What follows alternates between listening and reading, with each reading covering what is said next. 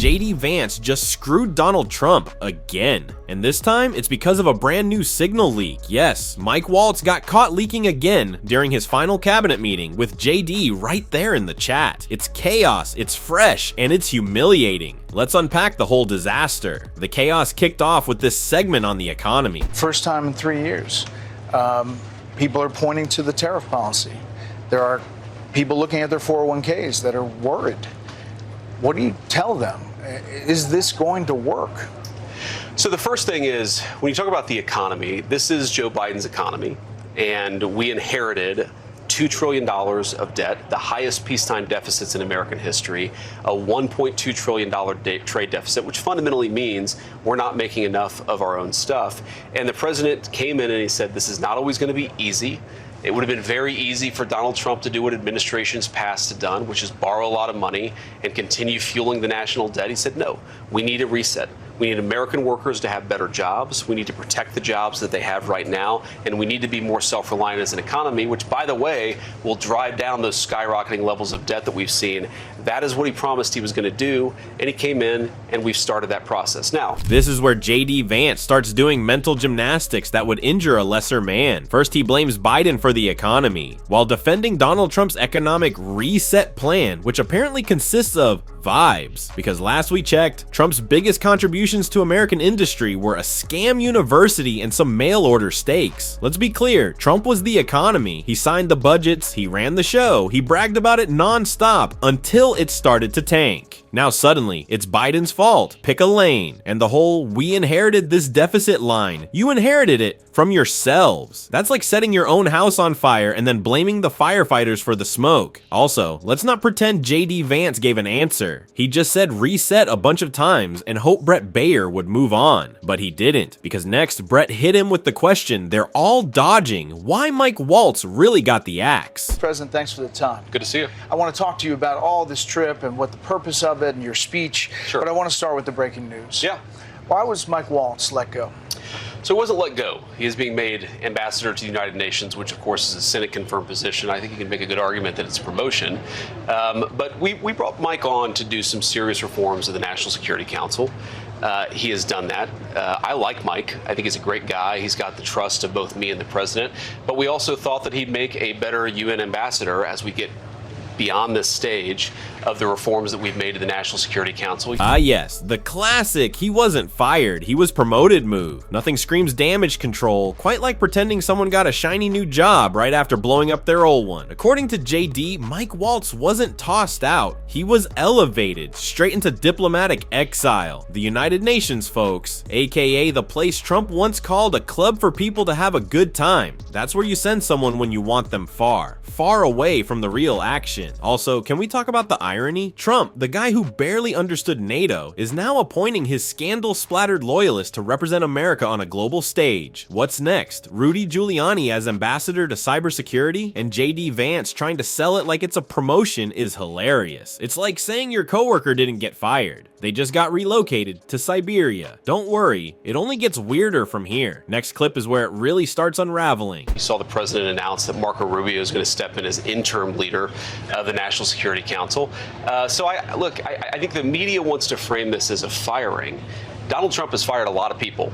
He doesn't give them Senate-confirmed appointments afterwards. What he thinks is that Mike Waltz is going to better serve the administration, most importantly the American people in that role, and I happen to agree with him. Ah yes, Marco Rubio, America's favorite bobblehead, is suddenly in charge of national security, and JD is still clinging to the idea that Waltz's exit was a glamorous send-off, not the obvious political quarantine that it is. You've gotta love the spin. He wasn't fired, he was upgraded to a new position far away after leaking classified information during a national scandal. Totally checks out. If Waltz was really so good at his job, why toss him out of the job entirely? The man oversaw one of the biggest national security leaks in modern presidential history, and the MAGA crowd is treating him like he just won a medal. It's like saying the Titanic's captain did such a great job that he's now been promoted to run the lifeboats. But JD isn't done humiliating himself, because next he finally responds to the actual question that's been floating above this mess like a smoke alarm. Is it a direct result of the Signal chat? I mean, you were on that chat and we saw the fallout from it. Is this a result of that? No, it's not, Brett. I mean, look, what we came into the administration, and of course the president in his first term had some serious issues with the National Security Council. He said, Mike, you need to go in here, fire, frankly, a lot of people who aren't loyal to my agenda, who we think aren't even loyal to the American people, bring in the right collection of people to actually make the National Security Council function. And Mike has done that. And now it's time for Mike to do something else because he's done the job that I think he was asked to do. If the president wanted to fire him over the signal thing, which, by the way, was a total nothing burger of a story, he would have just done it. But he actually decided it's better for Mike to be in this new role. He's given Mike the new role. That's it. A nothing burger, huh? That's JD's official classification for leaked classified intel coming from an encrypted messaging app used by Trump's inner circle during a sensitive internal operation. Sure, JD, no one's using Signal anymore, and apparently no one's reading JD and Waltz's leaked texts either. Except, oh wait, everyone, because they just surfaced today. And the fallout? Oh, it's coming. Stick around. Fired idiot Waltz leaked one last Signal chat with Vance before getting boot. Fired National Security Advisor Mike Waltz can't help but leak his Signal chats. Waltz, whose downfall was precipitated by Signalgate in March, was photographed on the messaging application again on Wednesday during his final cabinet meeting as a member of Donald Trump's cabinet. A zoomed-in look at Waltz's phone shows he was texting Vice President J.D. Vance and had a voice call with Director of National Intelligence Tulsi Gabbard. In other Signal chats, the list of names were Secretary of State Marco Rubio and Special Envoy Steve Witkoff.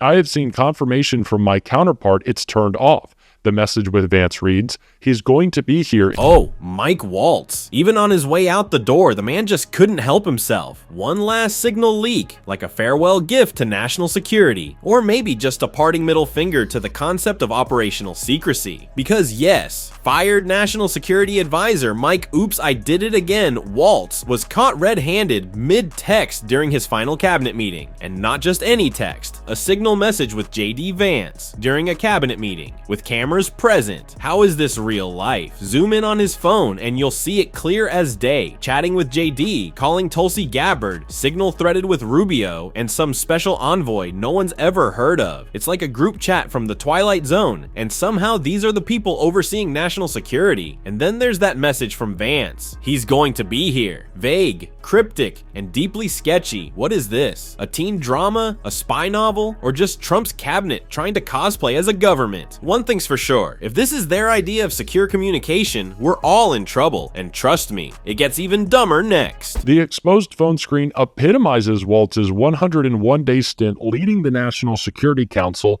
the second shortest in White House history, trailing only Donald Trump's first National Security Secretary, Michael Flynn, who lasted just 3 weeks. Trump stood behind Waltz in the aftermath of the Signalgate scandal, perhaps hesitant to see his administration suffer from the same sort of intense turnover that plagued his first.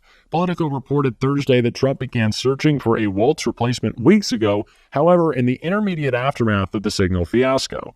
Rubio has been named his temporary replacement, but the long-term national security advisor is yet to be announced by the White House. Witkoff has been named as the likely favorite in reports. Waltz, who left his job as a Republican congressman from a deep red district in Florida to join the Trump administration, was announced Thursday as Trump's ambassador to the United Nations. So let's just get this straight. In his final hours as National Security Advisor, a job meant to protect America from threats foreign and domestic, Mike Waltz is casually leaking Signal texts on camera again. This man was literally photographed messaging J.D. Vance in real time during a cabinet meeting. It's like the finale of a political sitcom, except the national security implications are real, and the jokes write themselves. And here's the cherry on top. Waltz didn't even bother with a privacy screen protector. You know, those $8 things that prevent exactly this from happening? Nope, not for Waltz. Man's running classified chats like he's texting lunch orders at a Wendy's drive-thru, and Vance somehow is still out here defending this guy. Like this is the hill he wants to die on. It's the blind leading the blind into a Signal leak. Trump, for what it's worth, stood by Waltz for a while. probably trying to avoid looking like his administration's on fire again. But even he quietly started shopping for a replacement weeks ago. Now we've got Rubio filling in, and rumors are flying about who's next. But before we get to that mess, Senator Chris Murphy had something to say, and it's brutal. The White House says it has signed